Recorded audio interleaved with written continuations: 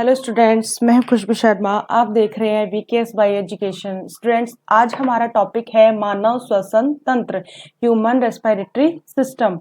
Students, human respiratory system क्या होता है? देखिए, जब हम सांस लेते हैं तो क्या होता है, हम ऑक्सीजन को ग्रहण करते हैं और CO2 को बाहर निकालते हैं। हम ये चीज बचपन से ही पढ़ते आ रहे हैं। और O2 और CO2 का आदान प्रदान जो है वो पर्यावरण के अंदर और जीवों में आपस में रेगुलर होता रहता है। तो देखिए स्टूडेंट, इसके लिए सबसे पहले हम ये परिभाषा ही देख लेते हैं। सजीवों द्वारा पर्यावरण से O2 को ग्रहण करने व CO2 को निष्कासित करने की प्रक्रिया क्या कहलाती है? श्वसन कहलाती है। और स्टूडेंट्स, ये परिभाषा हम जो है वो 6th क्लास से या 7th क्लास से ही पढ़ते आ रहे हैं। तो हमें ये पता है कि O2 को ग्रहण करना और CO2 को जो है पर्यावरण के अंदर छोड़ना, यह प्रक्रिया श्वसन है। लेकिन इसके अलावा देखिए कि वे सभी प्रक्रियाएं जो ऑक्सीकरण द्वारा खाद्य पदार्थों से रासायनिक ऊर्जा मुक्त करने से संबंधित है। मतलब कहने का मतलब यह है कि जब भी मानव O2 को ग्रहण करेगा, इससे पहले स्टूडेंट्स हमें पता है, देखिए मैंने आपको जो है शुरू में लेक्चर में भी बताया था कि मानव शरीर किसका बना हुआ है? मानव शरीर कोशिकाओं का बना हुआ है। और कोशिकाओं को विभिन्न क्रियाओं को करने के लिए किसकी जरूरत होती है? ऊर्जा की जरूरत होती है।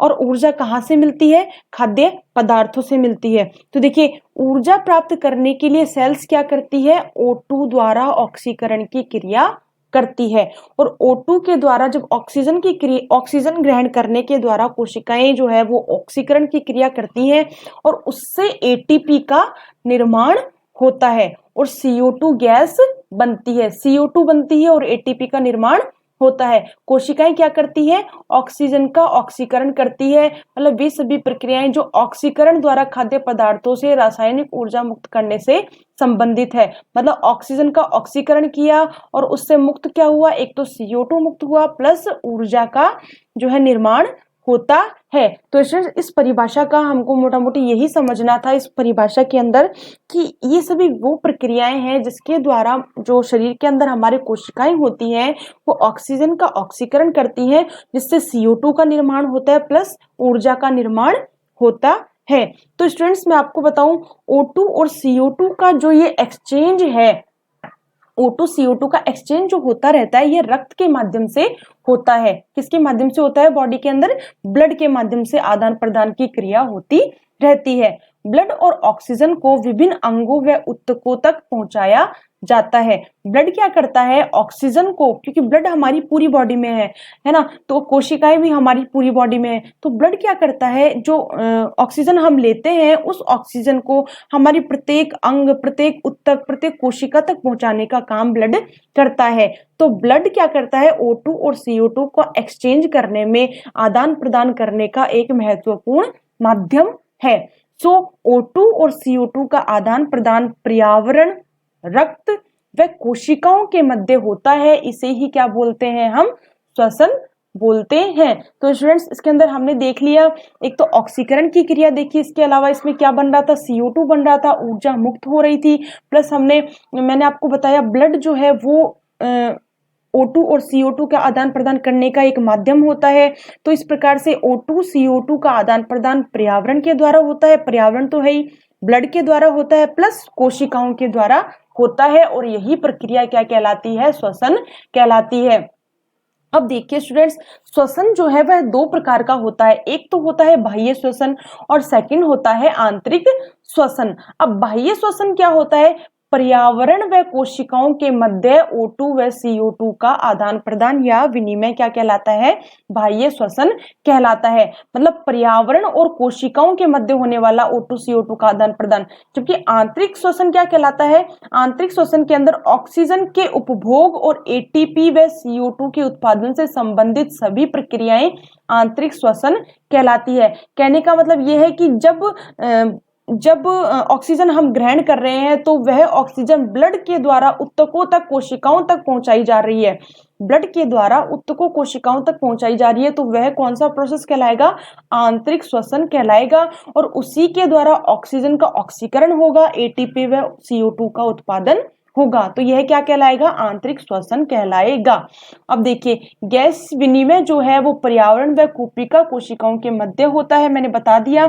इसके अलावा गैस विनिमय सेल्स में प्रवाहित ब्लड व ऊतकों के मध्य विसरण के माध्यम से होता है। तो स्टूडेंट्स, ये बात हम समझ चुके हैं कि बाह्य श्वसन क्या है और आंतरिक श्वसन क्या है। अब हम बात करते हैं, देखिए श्वसन जो है वह एक तो होता है ऑक्सी श्वसन और सेकंड होता है अनऑक्सी श्वसन। ऑक्सी श्वसन जो है वो ऑक्सीजन की प्रेजेंस में होता है और ऑक्सीजन की उपस्थिति में ही क्या उत्पन्न होती है? एनर्जी उत्पन्न होती है। और अनऑक्सी श्वसन जो है वो ऑक्सीजन की एब्सेंस में होता है और ऑक्सीजन की एब्सेंस के अंदर ऑक्सीजन की अनुपस्थिति में एनर्जी की कुछ मात्रा उत्पन्न हो जाती है। तो यह प्रोसेस क्या कहलाएगा? अनऑक्सी श्वसन कहलाएगा। तो हमने देख लिया कि ऑक्सीजन जो है श्वसन जो है वो एक तो होता है बाह्य श्वसन और सेकंड होता है आंतरिक श्वसन। वो हमने देख लिया। पर्यावरण और कोशिकाओं के मध्य हो गया बाह्य श्वसन और उसके बाद में ब्लड और कोशिका और ऊतकों के मध्य आपस में जो है ऑक्सीजन का आदान प्रदान कहलाएगा आंतरिक श्वसन।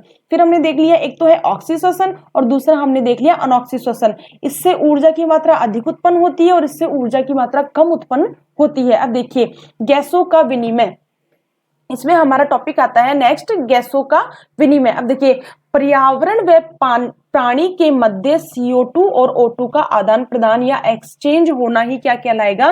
गैसों का विनिमय कहलाएगा। मतलब हम जो सांस लेते हैं तो हम क्या करते हैं? CO2 को छोड़ते हैं और उनको पेड़ पौधे जो है वो ग्रहण करते हैं और पेड़ पौधे जिस O2 को जो है छोड़ते हैं उस O2 को, उस ऑक्सीजन को हम क्या करते हैं? ग्रहण करते हैं। तो पर्यावरण और प्राणी कोशिकाओं के मध्य O2 CO2 का आदान प्रदान या एक्सचेंज होना क्या कहलाएगा? गैसों का विनिमय कहलाएगा। अब देखिए प्राणियों में गैस विनिमय, गैस एक्सचेंज करने की मोस्टली 4 स्ट्रक्चर्स के बारे में हम पढ़ेंगे। देखिए एक तो होता है गैसों का विनिमय जो है वो होता है शरीर की सामान्य सतह के द्वारा। मतलब बॉडी की जो ऊपरी स्ट्रक्चर है, जो स्किन है, उसी के द्वारा ही ऑक्सीजन और कार्बन डाइऑक्साइड का, इन दोनों का जो है आदान प्रदान होता रहता है। ये क्या कहलाएगा? शरीर की सामान्य सतह के द्वारा गैस विनिमय। और यह किन में होता है? एक तो होता है केंचुए में और दूसरा होता है मेंढक में। फिर देखिए गिल्स के द्वारा, अब गिल्स को क्या बोलते हैं? क्लोम बोलते हैं। गिल्स के द्वारा गैसों का विनिमय जो है वो जलीय जीवों में मोस्टली पाया जाता है। इसके अंदर हम एग्जांपल ले तो मछलियों के अंदर गिल्स के द्वारा गैसों का विनिमय होता है। फिर देखिए ट्रैकिया, ट्रैकिया को बोलेंगे श्वास नली। अब ट्रैकिया के द्वारा जो है ऑक्सीजन और कार्बन डाइऑक्साइड का, इन दोनों का जो विनिमय है, गैस विनिमय की प्रक्रिया है, वो मोस्टली किन में पाई जाती है? इंसेक्ट्स में, कीटों में पाई जाती है। इसके अलावा मकड़ी के अंदर पाई जाती है। फिर देखिए लंग्स के द्वारा, फेफड़ों के द्वारा किस प्रकार से होगा? तो देखिए फेफड़ों के द्वारा गैसों का विनिमय, फेफड़ों के द्वारा O2 व CO2 का विनिमय, गैसों का विनिमय जो होता है वो किन में पाया जाता है? मनुष्य में पाया जाता है। तो स्टूडेंट्स हमने देख लिया गैस एक्सचेंज के लिए 4 प्रकार की मोस्टली स्ट्रक्चर्स जो है वो जीवों में प्रेजेंट होती है। कुछ जीव सतह के द्वारा श्वसन करते हैं, कुछ जीव गिल्स के द्वारा, कुछ ट्रैकिया के द्वारा और कुछ लंग्स के द्वारा। तो स्टूडेंट्स एग्जाम में क्वेश्चन आ जाता है कि गिल्स के द्वारा श्वसन या फिर गैस विनिमय करने वाले जीवों का नाम बताइए, या फिर ये बता देंगे आपको कि मछलियों में किस प्रकार का गैस विनिमय या किस प्रकार का श्वसन मतलब मछलियां करती है, किन से करती हैं, तो आपको बताना पड़ेगा। उसका आंसर होगा गिल्स के द्वारा। और मनुष्य के अंदर होते हैं फेफड़े।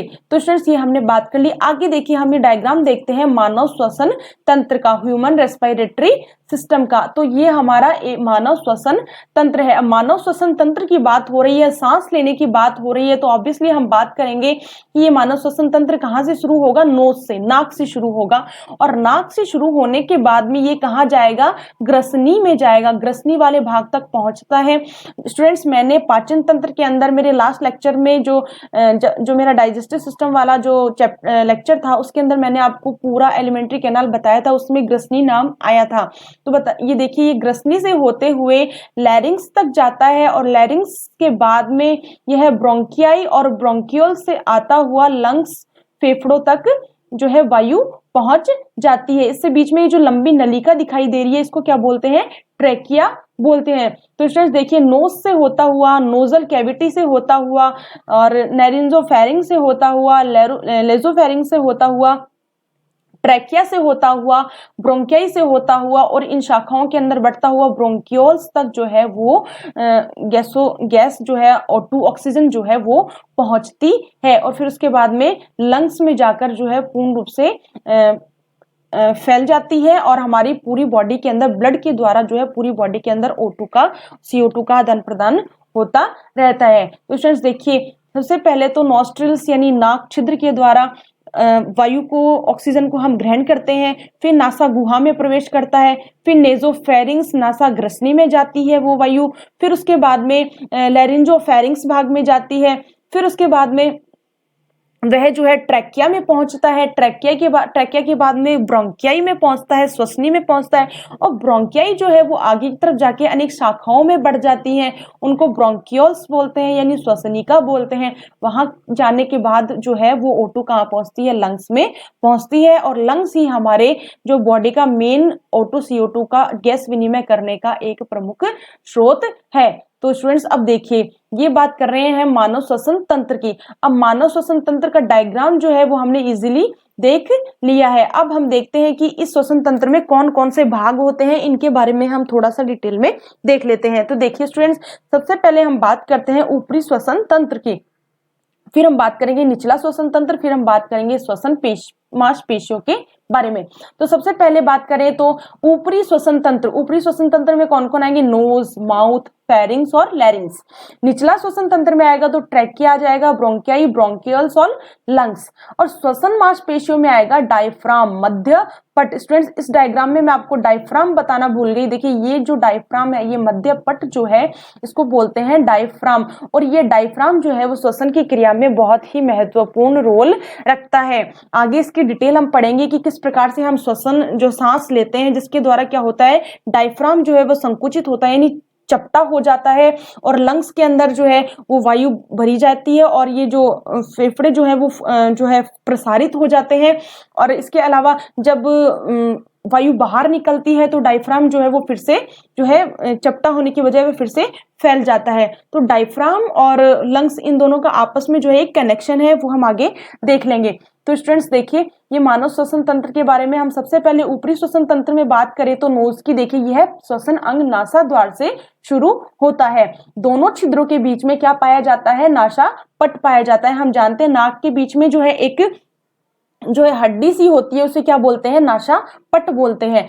फिर है नासा कैविटी में पाए जाने वाले महीन बाल, पतली झिल्ली, पक्षमाप, श्लेष्म, ये सब मिलकर श्वास वायु में धूल के कण परागण को दूर करके वायु को क्या करते हैं, शुद्ध करते हैं। हम जानते हैं स्टूडेंट्स, हमारे नाक के अंदर जो है वो छोटे छोटे बाल, छोटे छोटे श्लेष्म, छोटे छोटे जो है पतली सी झिल्ली टाइप स्ट्रक्चर पाई जाती है। वो क्यों पाई जाती है, जिससे हम जैसे ही श्वास ग्रहण करें, हम ऑक्सीजन ले तो उसमें जो धूल के कण है, परागण है, वो उन जो है पक्षमाप में या उन पतली झिल्ली में या उस बाल में ही उलझ कर रह जाए और शुद्ध वायु जो है हमारे फेफड़ों तक पहुंच जाए। तो वायु शुद्ध होने के बाद ही कहां पहुंचे, फेफड़ों में प्रवेश करे। नाक की छत का निर्माण नेजल अस्थिका के द्वारा ही होता है। स्टूडेंट्स, काफी बार एग्जाम में क्वेश्चन आ जाता है कि नोज की छत का निर्माण किससे होता है, नेजल अस्थि के द्वारा होता है। और नाक की फर्श का निर्माण प्रीमैक्सिला, मैक्सिला और वैलेंटाइन अस्थियों के द्वारा होता है। स्टूडेंट्स, हम आगे जो चैप्टर में स्टडी करेंगे उनमें हमारा आ जाएगा प्रीमैक्सिला, मैक्सिला और वैलेंटाइन अस्थियां क्या होती है। यहाँ पे बस एक क्वेश्चन आ जाता है तो उसी बेस पर आप इसको देख लीजिए कि नाक की फर्श का निर्माण प्रीमैक्सिला, मैक्सिला और वैलेंटाइन अस्थियों के द्वारा होता है। फिर आगे देखिए, नाक में उपस्थित सीलिया युक्त श्लेष्मा झिल्ली को स्नेडेरियन झिल्ली कहते हैं। सीलिया युक्त श्लेष्मा झिल्ली पाई जाती है नाक में, उसको क्या बोलते हैं, स्नेडेरियन झिल्ली बोलते हैं। स्टूडेंट्स, अगर जब भी कभी हमें जुकाम लग जाता है तो उसका रीजन क्या होता है, श्लेष्मा झिल्ली या स्नेडेरियन झिल्ली के ऊपर सूजन आ जाती है, जिसकी वजह से क्या हो जाता है, हमारे नाक रुक जाते हैं, हमें जुकाम फील होता है। अब हम सेकंड पार्ट की बात करें तो पहला पढ़ लिया हमने नोज, सेकंड हम पढ़ेंगे माउथ। मुंह से भी श्वास लिया जाता है, मुंह से भी श्वास लेते हैं स्टूडेंट्स, लेकिन मुंह से ली गई सांस जो है वह वायु शुद्ध नहीं होती है।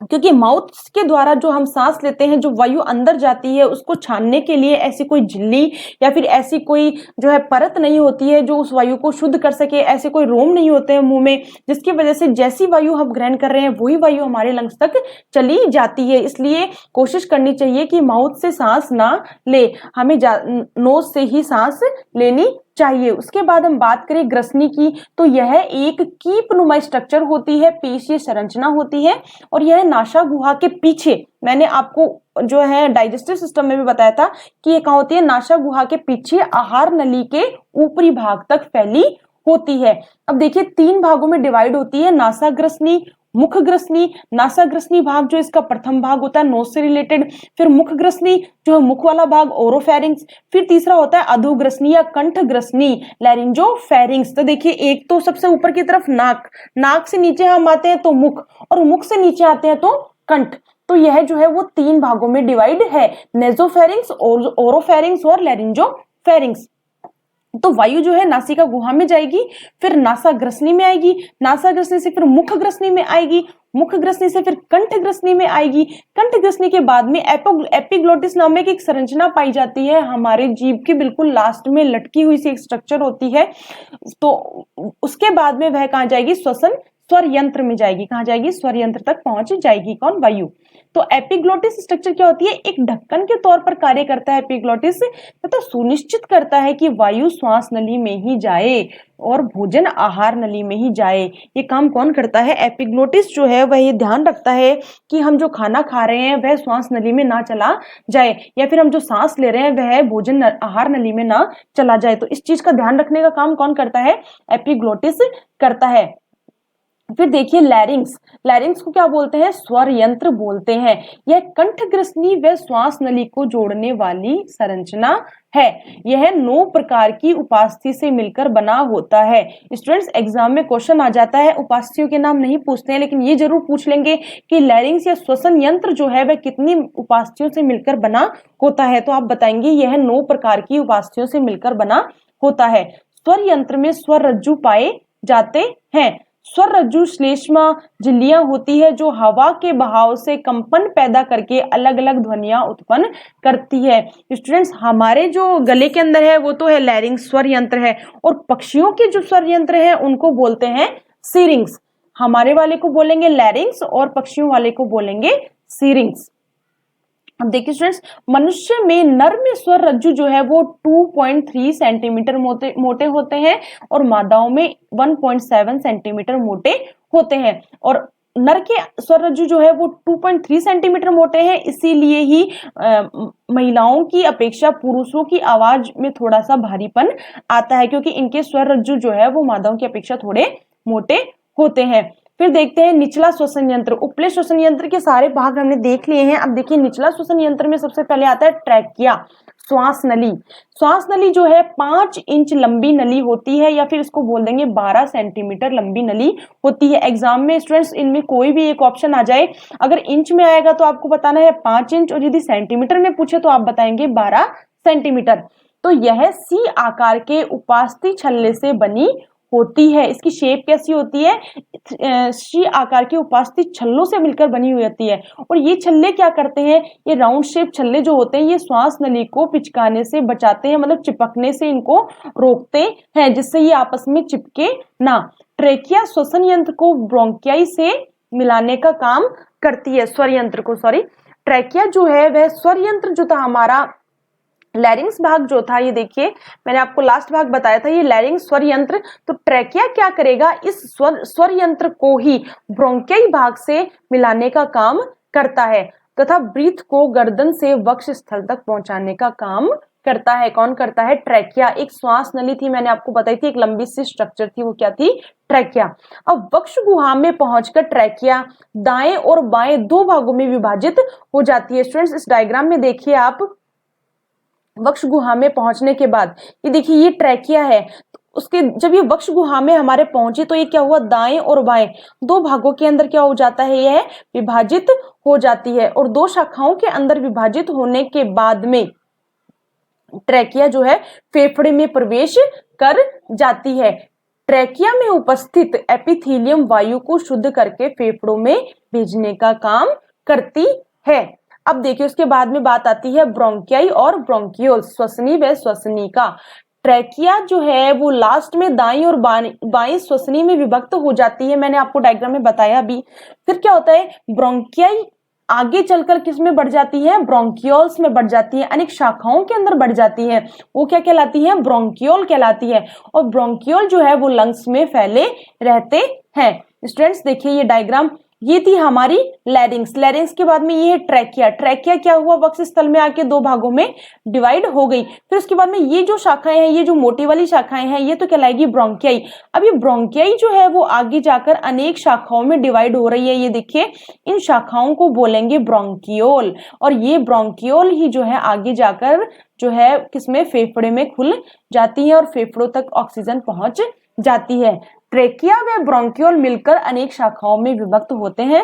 इन शाखाओं के अंतिम छोर पर क्या पाई जाती है, कुपिकाएं पाई जाती हैं जो गैस एक्सचेंज करने का काम करती हैं। ये जो ब्रोंकियाई होती है इनके लास्ट के पॉइंट के ऊपर क्या होता है, पाउच जैसी स्ट्रक्चर बन जाती है, फूली हुई स्ट्रक्चर बन जाती है, उनको बोलेंगे कुपिकाएं। और ये कुपिकाएं क्या करती हैं, गैस एक्सचेंज करने का काम करती हैं। अब देखिए लंग्स, बाद में आ जाते हैं लंग्स। वक्ष गुहा में हार्ट के पास दो फेफड़े होते हैं, एक तो होता है राइट साइड में और एक होता है लेफ्ट साइड में। तो राइट साइड वाला जो फेफड़ा है वो तो 3 पालियों में विभक्त होता है और लेफ्ट साइड वाला जो फेफड़ा है वह 2 पालियों का बना होता है। और पुरुषों के लंग्स फीमेल के लंग्स से थोड़े से भारी होते हैं। फेफड़े का प्रत्येक खंड अनेक छोटे छोटे खंडों में विभक्त होता है। इनमें ट्रेकिया व ध्वनि व शिराओं की शाखाएं विभाजित होते हुए स्वतंत्र इकाई बनाती है।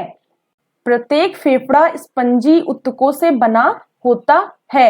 इसमें कई सेल्स व लगभग 30 मिलियन कुपिकाएं पाई जाती हैं। फेफड़े में कितनी कुपिकाएं पाई जाती है, मैंने आपको बताया था ब्रोंकियोल्स जो है उसके आगे जो है वो फूली हुई स्ट्रक्चर बन जाती है, उनको क्या बोलते हैं, कुपिकाएं बोलते हैं। और कुपिकाएं क्या करती है, गैस एक्सचेंज करने का काम करती हैं। तो ये कितनी पाई जाती है, अबाउट लगभग 30 मिलियन के बराबर पाई जाती है। अब देखिए श्वसन मांसपेशियां, लंग्स में गैस एक्सचेंज करने के लिए कुछ मांसपेशियों की आवश्यकता होती है। मतलब लंग्स के अंदर जो है गैस एक्सचेंज की प्रक्रिया होती है, तो लंग्स जो है कुछ विशेष प्रकार की मांसपेशियों का बना हुआ होता है और उन मांसपेशियों की आवश्यकता होती है उसे गैस एक्सचेंज करने के लिए। ये मांसपेशियां श्वास लेने व छोड़ने में क्या करती है, लंग्स की हेल्प करती है। मोस्टली श्वसन के लिए डायफ्राम, मैंने आपको दिखाया भी था ऊपर की साइड में, डायफ्राम या मध्य पट क्या होता है, उत्तरदायी होता है। यह कंकाल का बना होता है और वक्ष स्थल की सतह पर पाया जाता है। डायफ्राम के संकुचन से, मैंने आपको बताया था, डायफ्राम के संकुचन से क्या होता है, वायु नाक से होती हुई फेफड़े के अंदर प्रवेश करती है, वह शिथिलन के द्वारा वायु बाहर निकलती है। जब वायु अंदर प्रवेश करेगी तो क्या होगा, डायफ्राम का संकुचन होगा, डायफ्राम चपटा हो जाता है। फिर देखिए पसलियों में विशेष प्रकार की इंटरकॉस्टल मसल्स या मांसपेशियां पाई जाती हैं जो डायफ्राम के संकुचन व शिथिलन में हेल्प करती है। स्टूडेंट जब हम सांस लेते हैं व छोड़ते हैं, तो जब हम सांस ले रहे हैं, जब वायु अंदर प्रवेश कर रही है तो डायफ्राम जो है वो चपटा हो जाता है, वह संकुचित हो जाता है। और जब हम सांस छोड़ते हैं तो डायफ्राम क्या हो जाता है, शिथिल अवस्था में पहुंच जाता है। तो डायफ्राम को संकुचित व शिथिल अवस्था में पहुंचाने में जो है इंटरकॉस्टल मसल्स, ये इन मांसपेशियों का काम होता है। ये मांसपेशियां जो हैं इनको संकुचन व शिथिलन में हेल्प करती है। अब देखिए श्वसन क्रिया विज्ञान, हम बात करेंगे अब श्वसन क्रिया विज्ञान की। फुफ्फुसीय वायु संचालन फेफड़ों के वायु अंदर आने व बाहर निकालने की प्रक्रिया है। यह गैस विनिमय कहलाती है। स्टूडेंट मैंने आपको बता दिया था कि फुफ्फुस यानी लंग्स के द्वारा वायु को प्रवेश करना, फेफड़ों के अंदर वायु आती है और वो बाहर निकलती है, यह प्रोसेस क्या होता है, गैस विनिमय कहलाता है, गैस एक्सचेंज कहलाएगा। इस क्रिया में श्वसन तंत्र, वायुमंडल व कुपिका के मध्य क्या होता है, ऋणात्मक दाब प्रवणता व डायफ्राम के संकुचन का उपयोग होता है। ऐसी कंडीशन में क्या होता है, मोस्टली डायफ्राम संकुचित व शिथिलन अवस्था में पहुंचता है और श्वसन तंत्र के अंदर जो है वायुमंडल व कुपिका के मध्य क्या होता है, ऋणात्मक दाब प्रवणता नेगेटिव प्रेशर ग्रेडियंट की प्रक्रिया होती है, जिससे वायुमंडल में अधिक दाब वाली वायु फेफड़ों में प्रवेश करती है। अधिक दाब वाली वायु क्या हो जाती है, फेफड़ों में प्रवेश कर देती है डायफ्राम के संकुचन के द्वारा। अब देखिए निश्वसन और उच्छ्वसन, इसमें काफी बार एग्जाम में क्वेश्चन आ जाता है और हम थोड़ा सा कंफ्यूज हो जाते हैं। वायु को अंदर भरना, यानी सांस जब हम ले रहे हैं तो O2 को जब हम शरीर में ग्रहण कर रहे हैं तो वह तो कहलाता है निश्वसन, और जब हम वायु बाहर निकाल रहे हैं, CO2 को बाहर छोड़ रहे हैं, तो यह प्रोसेस कहलाएगा उच्च श्वसन।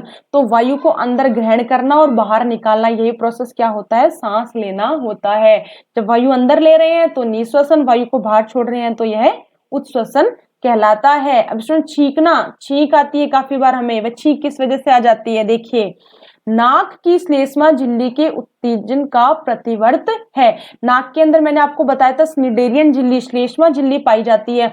काफी बार उसमें क्या हो जाता है, उत्तेजन हो जाता है, जिसकी वजह से अचानक हमें क्या आ जाती है, छींक आ जाती है। अब देखिए श्वास से संबंधित रोग हो जाते हैं कई लोगों को काफी बार। तो श्वास से संबंधित बीमारियां कौन कौन सी है, अस्थमा है, ब्रोंकाइटिस है, सिलिकोसिस है, एस्बेस्टोसिस है, न्यूमोनिया है, फेफड़ों का कैंसर है। इसमें अस्थमा पता है मोस्टली स्टूडेंट्स को पता है। अब सिलिकोसिस और एस्बेस्टोसिस क्या है, सिलिकोसिस और एस्बेस्टस जो है यह बीमारी सिलिका और एस्बेस्टस की खान में काम करने वाले लोगों के अंदर मोस्टली होता है।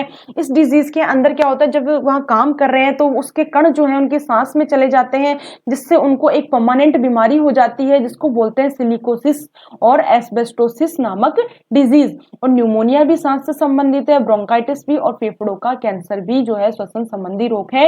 एग्जाम में क्वेश्चन आ जाता है कि श्वसन संबंधी 2 रोगों के नाम बताइए, तो आप इनमें से कोई भी 2 रोगों के नाम इजीली बता सकते हैं, 2, 3, 4 कितने भी।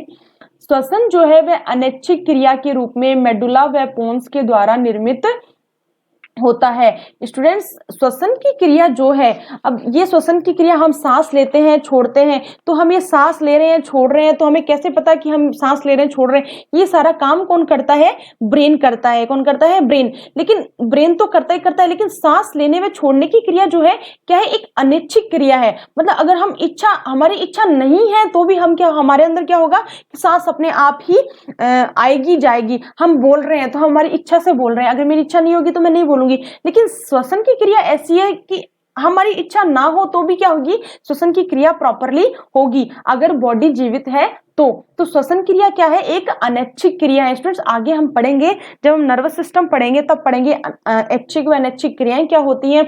इसके अलावा ब्रेन का पूरा डिटेल पढ़ेंगे तो उसमें आ जाएगा मेडुला और पोन्स वेरुलाई क्या होता है।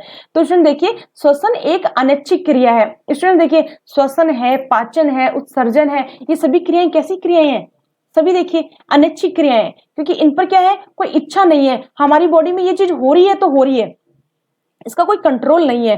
तो ये क्रियाएं क्या है, अनैच्छिक क्रियाएं। तो इन अनैच्छिक क्रियाओं के ऊपर कंट्रोल जो है कौन रखता है, हमारी बॉडी, हमारे ब्रेन के अंदर है मेडुला व पोन्स भाग होते हैं, उनके द्वारा यह क्रियाएं नियंत्रित होती है। स्टूडेंट्स काफी बार कॉम्पिटिशन एग्जाम में भी क्वेश्चन आ जाता है कि श्वसन क्रियाएं ऐच्छिक है या अनैच्छिक, तो आप बताएंगे अनैच्छिक क्रिया है। प्लस ब्रेन का कौन सा भाग जो है इनको नियंत्रित करता है, तो आप बताएंगे मेडुला व पोन्स वेरुलाई वाला भाग इनको नियंत्रित करता है। तो स्टूडेंट्स आज हमने हमारा टॉपिक जो है श्वसन ह्यूमन रेस्पिरेटरी सिस्टम कंप्लीट कर लिया है। इसके सभी पार्ट्स के बारे में देख लिया और यह प्रक्रिया कैसे संपन्न होती है इसके बारे में हमने डिटेल में अभी तक पढ़ लिया है। ये डायग्राम के थ्रू भी हमने सब कुछ देख लिया है। तो स्टूडेंट्स आपको मेरा ये वीडियो कैसा लगा, अगर आपको मेरा ये वीडियो पसंद आ रहा है या फिर आपको मेरे लेक्चर अच्छे लग रहे हैं तो प्लीज आप मेरे चैनल को सब्सक्राइब कर लीजिए और बेल आइकन को जरूर दबाइए। अगर बेल आइकन को आप दबाएंगे जिससे आपके पास रेगुलर मैं जो भी वीडियो डालूंगी उसका नोटिफिकेशन आपके पास आता रहेगा। तो स्टूडेंट्स लाइक कीजिए, शेयर कीजिए, सब्सक्राइब कीजिए। ओके।